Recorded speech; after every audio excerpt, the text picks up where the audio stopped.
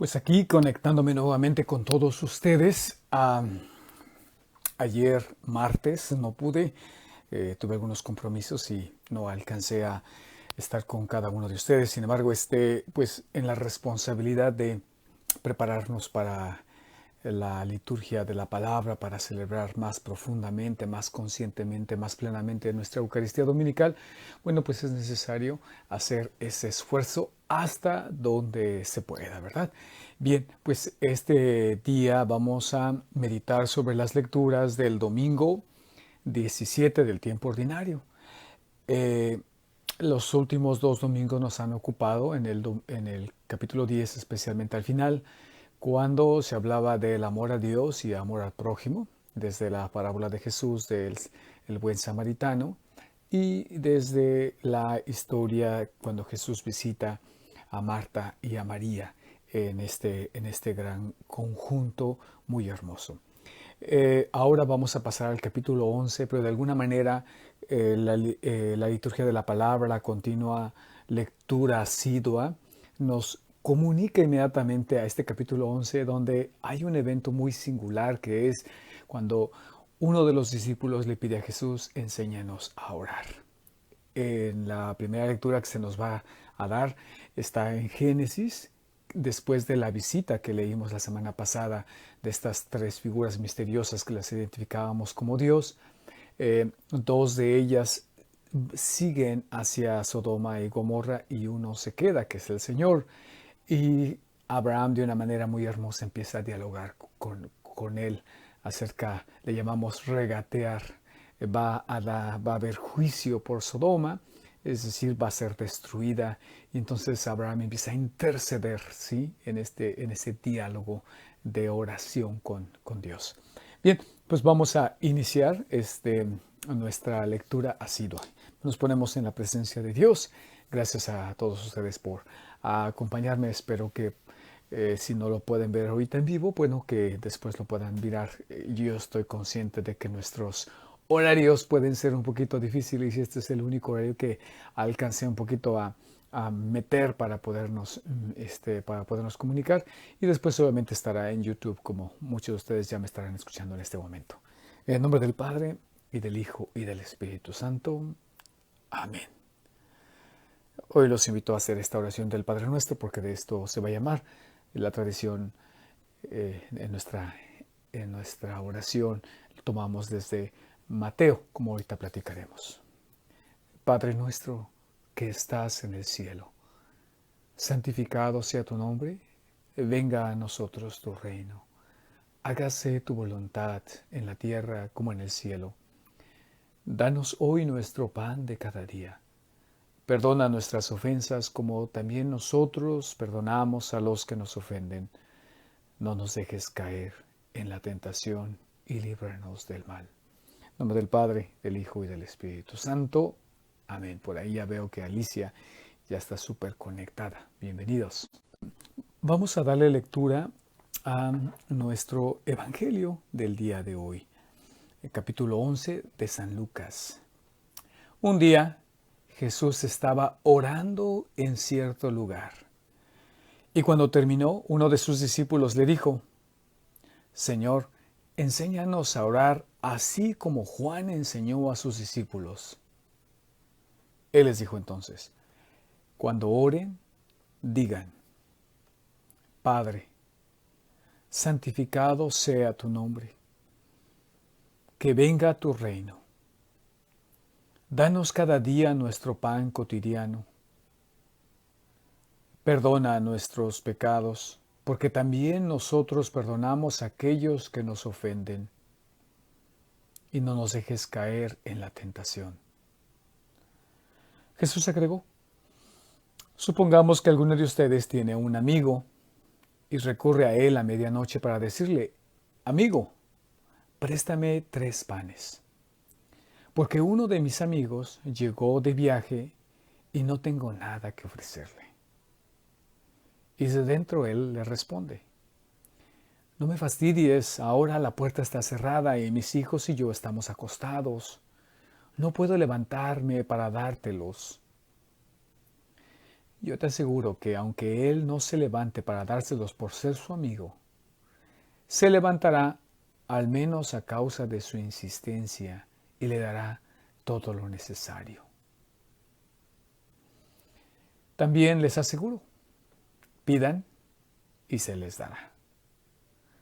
Busquen y encontrarán. Llamen y se les abrirá. Porque el que pide recibe, el que busca encuentra, y al que llama se le abrirá. ¿Hay algún padre entre ustedes que dé a su hijo una serpiente cuando le pide un pescado? ¿Y si le pide un huevo le dará un escorpión? Si ustedes, que son malos, saben dar cosas buenas a sus hijos, ¿cuánto más el Padre del cielo dará el Espíritu Santo a aquellos que se lo pidan?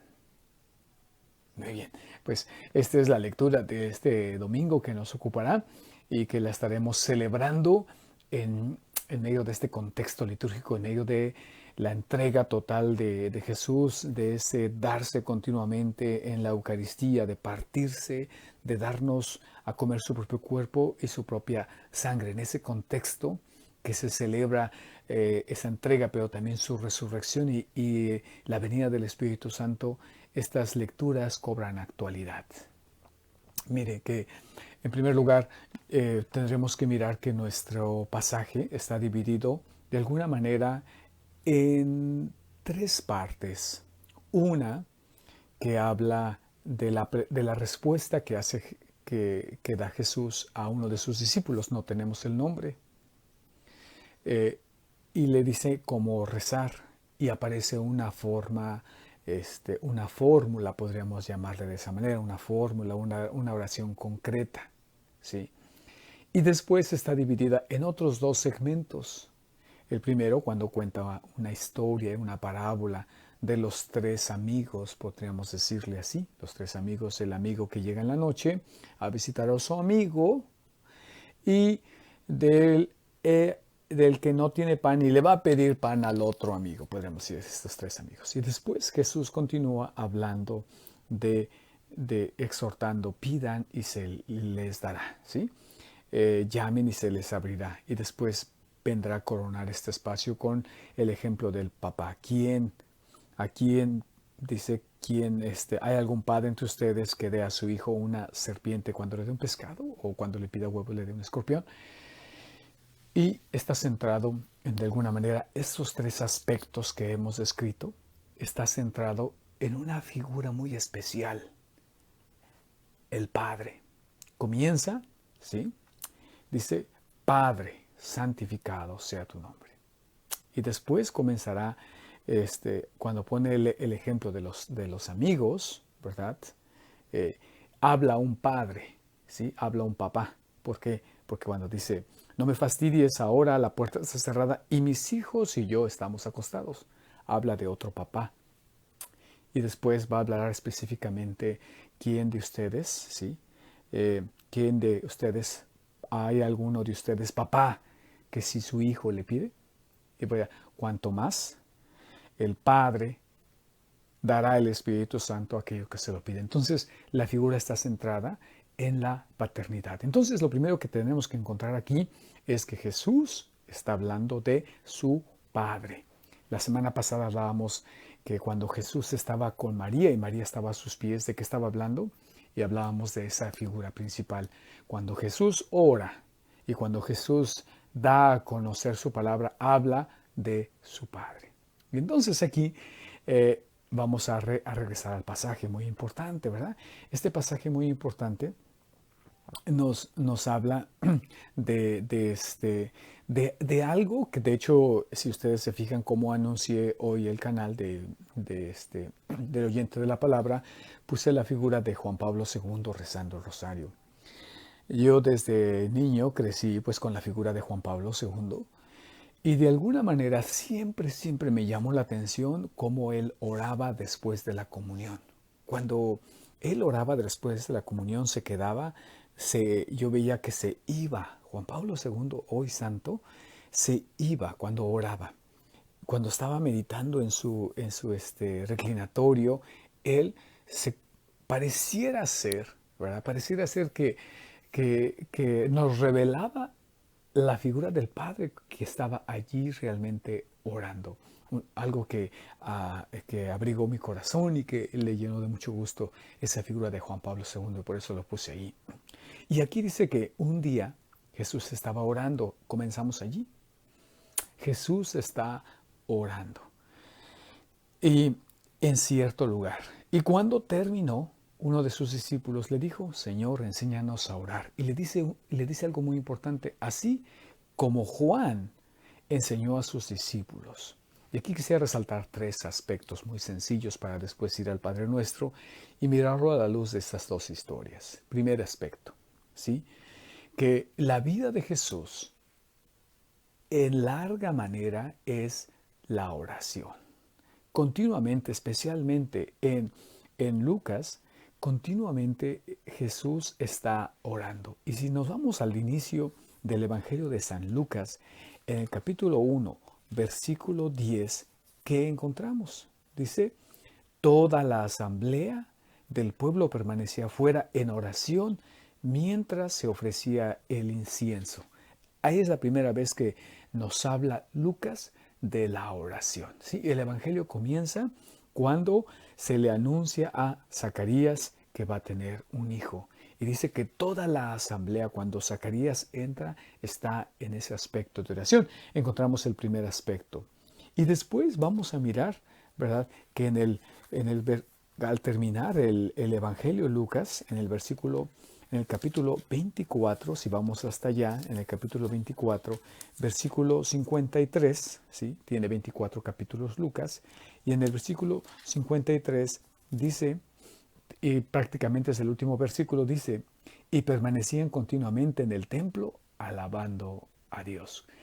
Lucas, si podríamos hablar, todo su evangelio lo hace en un marco de oración, en un marco de oración. Lo cual implica que Jesús, sí, toda la vida de Jesús solamente se puede entender y se puede apreciar desde la oración. ¿Sí? Es el primer elemento que quisiera resaltar. El segundo elemento que quisiera resaltar es acerca de cuando no me voy a la pregunta de enséñanos a orar, ese va a ser el tercer elemento, pero el segundo es cuando le dice cómo Juan enseñó a sus discípulos a orar. Sí, esto es algo muy interesante porque generalmente Juan es el hombre que cuando miramos tiene un fuerte profetismo, que lo miramos en los evangelios, que fuertemente está criticando, que está llamando a la conversión, ¿sí? Al pueblo y que está bautizando. Pero hasta donde yo alcanzo a leerle los evangelios, no hay algún momento concreto en donde pongan a Juan orando. Sin embargo, esta experiencia nos habla, esta pregunta nos habla que posiblemente, ¿verdad? Como Juan habla del Evangelio de San Juan, nos dice, unos de sus discípulos de Juan el Bautista siguieron a Jesús, ¿sí? Entonces posiblemente esta pregunta proviene de uno de los discípulos que vivieron con Juan, ¿sí? Y entonces de ahí que ellos nos comparten de que uno de los ministerios, de los trabajos, de las enseñanzas de Juan era enseñar a sus discípulos a orar, ¿sí? Enseñar a sus discípulos a orar. De aquí hay un elemento muy importante, porque la iglesia, entendiéndolo de esta manera, debe de ser una maestra de oración, una maestra de oración. Y cuando hablo de iglesia, pues no tan solo hablo de la misa o hablo de los sacerdotes, sino que todos los bautizados, de alguna manera, tenemos que ser expertos en la oración. Hace unos meses, cuando terminaba de preparar a los candidatos para el bautismo, que antes les llamábamos de los adultos cristianos, del RICA les llamábamos, eh, este, cuando les preguntaba cómo rezaban, todos de alguna manera expresaban que no sabían cómo orar, no sabían cómo orar. y nos compartían sus dificultades. La última vez que estuve platicando con los hombres y las mujeres que hacen la adoración nocturna, hablaban también de las dificultades de orar y que en la noche había dificultades acerca de permanecer despiertos.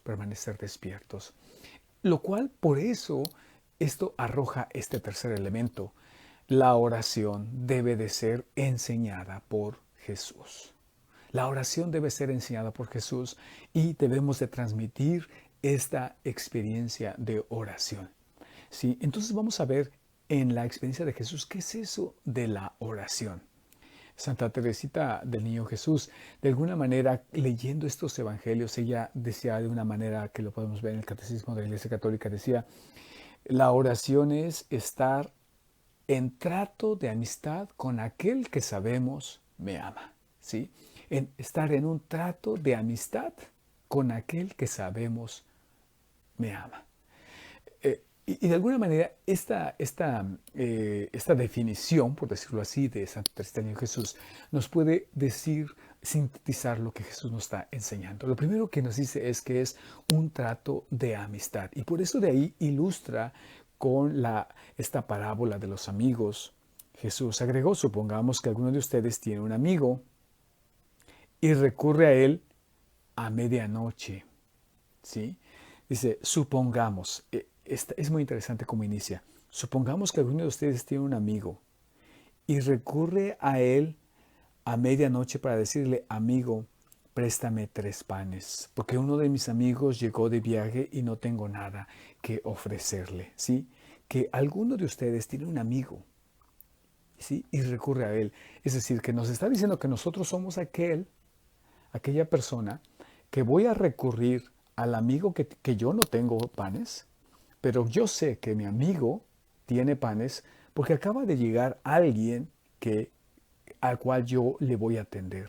De aquí nos habla 2 cosas. Uno, que sigue con el tema de la hospitalidad.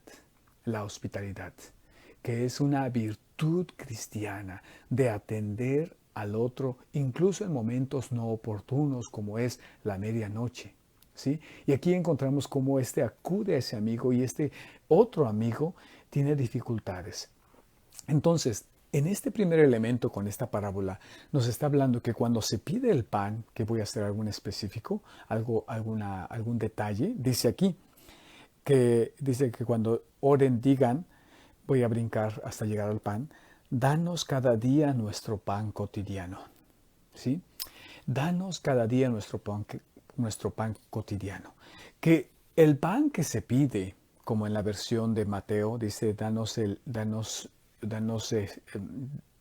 hoy nuestro pan de cada día, el pan cotidiano, que no se está pensando solamente en el pan para mí o para mi familia, sino incluso suficiente pan para poder compartir, ¿sí? Para poder compartir, que implica lo que Dios nos los da con la finalidad de compartir lo que tenemos de alguna manera también le pertenece al otro. De alguna manera, por eso Dios nos los da a nosotros para que nosotros seamos administradores de los bienes de Dios, podríamos llamarlo de esa manera. Por eso va y tiene esa conciencia pero él, de alguna manera, no podríamos decir que ha hecho mala administración, podríamos también decir acerca de la pobreza, pero la pobreza no es excusa. La pobreza no es excusa, o el no tener lo suficiente no es excusa para ser hospitalario y para proveer para el otro. Voy a tratar un tema un poquito candente en estos días, pues la Suprema Corte de Justicia, otra vez después de 49 años, el Roe v. Wade ha cambiado cuando Roe aseguraba que había personas que no podríamos decir, bueno, esto sería absurdo decirlo así, que había criaturas que carecían de la dignidad humana ante diferentes características. Estamos hablando de los niños que podrían ser abortados, ¿no? Roe decía que tenía que haber ciertas características, no porque estaba en el vientre de su madre ya tenía derecho o tenía la dignidad humana, no, sino que la dignidad de la mujer y de los papás era superior a la dignidad del bebé. Eso era lo que por primera vez en la historia se alegaba, cuando la doctrina de la Iglesia siempre ha dicho que la dignidad de la persona comienza desde el momento de la concepción, cuando hay vida, cuando la célula del hombre y la célula de la mujer se unen en ese momento, ya hay una persona y va a desarrollarse, pero ya se le puede considerar su dignidad y se le debe de respetar desde ese momento de la concepción hasta el momento de su muerte natural. Es lo que siempre ha dicho la Iglesia. Y Roe decía que no, decía que había un momento en que se tenía que, y eso era el debate, en qué momento esta persona adquiere ese derecho y en qué momento esta persona o este ser que está allí en el vientre no tiene ese derecho, tiene más derecho, tiene el derecho la mujer o los papás de decidir. Y aquí esta es la parte donde y muchas veces se alegaba pues que no había carencias y se utilizaba un tipo de, vamos a decir, de ideología diciendo, ¿qué prefieres? Que haya un niño que venga a nacer, que nazca a este mundo y que sufra, ¿qué prefieres? O pues que sea simplemente abortado. No utilizaban la palabra asesinado, que es más fuerte. Y aquí la respuesta del Evangelio habla de eso, que incluso aunque yo no tenga suficiente, esa persona tiene derecho a ser, recibido. Bien, entonces solamente lo tomo porque, y lo digo aunque no es de manera directa, pero lo digo porque todo el Evangelio está preñado de alguna manera, tiene delicadamente la dignidad del ser humano, lo tiene perfectamente definido, incluso aquí en esta oración. Estamos partiendo de que cada persona es digna, que cada persona es digna y que desde mi pobreza yo tengo que buscar los medios para proveer que otra persona pueda tener también la misma dignidad. ¿Sí? Entonces, eso es lo primero que podemos encontrar. Y segundo, que esto es cuando yo voy a la oración es un trato de amistad. Dice que va con el amigo y que son cosas que a mí, que en este caso, el que viene a visitarme es el que tiene necesidad. Yo no tengo la necesidad de una manera directa. Surge y es mi necesidad en cuanto yo me posesiono de ese amigo, en cuanto yo le abro las puertas a mi casa y entonces ya es mi necesidad, entonces yo tengo que salir a buscar, ¿sí? Y eso es algo importante. Nos habla de esa solidaridad y viene todavía atrás esto cuando habla de ¿y quién es mi prójimo? Del buen samaritano, que cuando lo ve dice que se mueve de compasión y eso es la oración presupone una compasión. No vengo primeramente por mis propias necesidades, sino que primeramente vengo por las necesidades del otro, movido desde la compasión. ¿Sí? Eso es lo que nos está diciendo Jesús. Cuando tú vayas a orar, tienes que ir movido desde la compasión. No principalmente desde tus propias necesidades, sino primeramente desde las necesidades del otro. Y segundo, dice, y tenemos que insistir de alguna manera. El verbo cuando dice, y no se los dará por ser su amigo, y si no se los dará por ser su amigo, se levantará al menos a causa de su insistencia. El verbo que utiliza Lucas es traducido como insistencia en nuestra Biblia, pero el verbo anaidein tiene más que ver con un poquito más que con la insistencia que se entiende, pero se traduce más como como sinvergüenza. Sí, es una palabra fuerte, ¿verdad? Dice, al menos a causa de su sinvergüenzada, ¿no? ¿Por qué habla de esa de sinvergüenzada? No sé si de hecho se dice así en español, luego ya me corregirán. Ahorita se me viene la palabra en inglés, shameless. ¿Por qué por qué digo esto? Porque en primer lugar, no son horas de estar tocando la puerta. Sí, por eso habla de que es un sinvergüenza, ¿verdad? No tiene vergüenza de ir a pedir el pan para su amigo y no tiene vergüenza de despertar a toda la gente, a toda su familia, y no tiene vergüenza de insistir. Por eso habla Jesús diciendo, bueno, dice, yo te aseguro que aunque él no se levante a dárselo por ser su amigo, se levantará porque ha sido sinvergüenza, podríamos decir de alguna manera. La palabra griega podría decir eso. Aquí dice de su insistencia. ¿Por qué trato de traducirla de una manera más literal? Porque eso es importante, ¿no? Ah, que habla de una confianza. Que habla de una confianza. Cuando tú no tienes confianza con una persona, le dices, mejor no le digo, no sé que se vaya a molestar, ¿sí? Mejor no, mejor me la llevo de lejecitos, ¿no? Al fin no es para tanto, ¿verdad?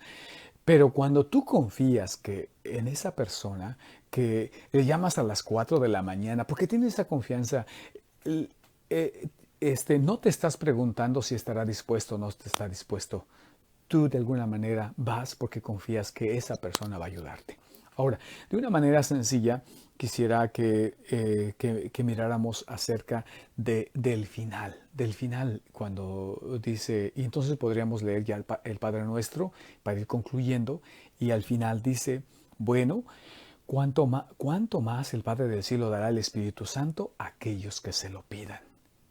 ¿Cuánto más? Entonces, en el fondo, Jesús nos está diciendo que es el Espíritu el que por dentro nos mueve al amor, nos mueve al amor, nos mueve de compasión.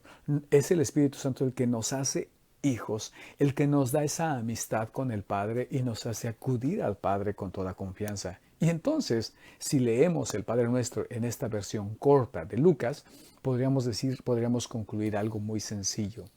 Sí, podríamos concluir algo muy sencillo, que es una oración que no es una fórmula, sino que es un estilo de vida, ¿sí? Y que de alguna manera este tipo de oración tiene de alguna manera como tiene como algunos rasgos, necesidades que debemos de traer continuamente al Padre. Lo leo y concluimos de esa manera. Padre, santificado sea tu nombre. Venga a tu reino. Danos cada día nuestro pan cotidiano. Perdona nuestros pecados porque también nosotros perdonamos a aquellos que nos ofenden y no nos dejes caer en la tentación. ¿Sí? ¿Cuál es, en lugar de ser una oración que se pueda repetir de memoria, que es muy bueno, pero nos habla de los 4 ejes, yo podría decir, de 4 ejes que se tienen que estar continuamente pidiendo en la oración? El primero, la venida del reino, ¿sí? Que nuestra mente, tal como la de Jesús, la mente debe de estar fija en la venida de ese reino, en donde no es comida ni bebida, sino es paz y justicia, va a definirlo Isaías. ¿Sí? En un reinado en donde no de un reinado político, sino donde reina Dios. Ese es el primero. De tal manera que cuando yo pongo mi mente en eso, va a empezar a haber una transformación. Entonces, la oración, si no es una fórmula, ¿verdad? Es un programa de vida, va a buscar la transformación de mi corazón más que Dios se adapte a mis necesidades. Y entonces con esto en el pensamiento decimos, Padre, santificado sea tu nombre, que venga tu reino. Danos el pan cotidiano, enséñame a ser hermano, enséñame a compartir. Perdona nuestros pecados, porque también nosotros perdonamos. Enséñame a ser misericordioso, enséñame a perdonar y amar continuamente, y no nos dejes caer en la tentación, en los momentos de dificultad, ¿verdad?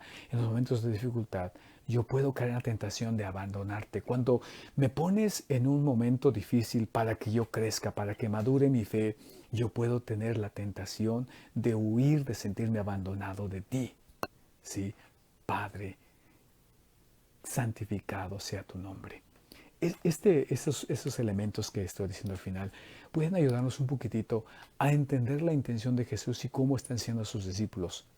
Más que dar una fórmula, está queriendo que eso sea nuestras coordenadas de vida. nuestras direcciones de vida, por donde nosotros podremos caminar y podemos ser transformados a través de ese trato continuo de amistad con el Padre. Y es necesario que Jesús nos los enseñe. Bien, pues les doy la bendición. Ojalá que esta manera de entender la oración pueda darle mucha luz a nuestras vidas y que nuestras vidas puedan ser transformadas. Cuando yo era un seminarista, yo solía decir que nuestra oración se haga vida y que nuestra vida se haga oración. Siempre decía eso. Y le pedía mucho a Dios, Señor, haz mi oración viva, ¿sí? En este trato relacional contigo, pero también mi vida, que se haga oración, que se haga una continua celebración, un continuo vivir en tu presencia, en un continuo vivir de amistad. Que el Señor les bendiga. En nombre del Padre, del Hijo y del Espíritu Santo. Amén. Hasta pronto.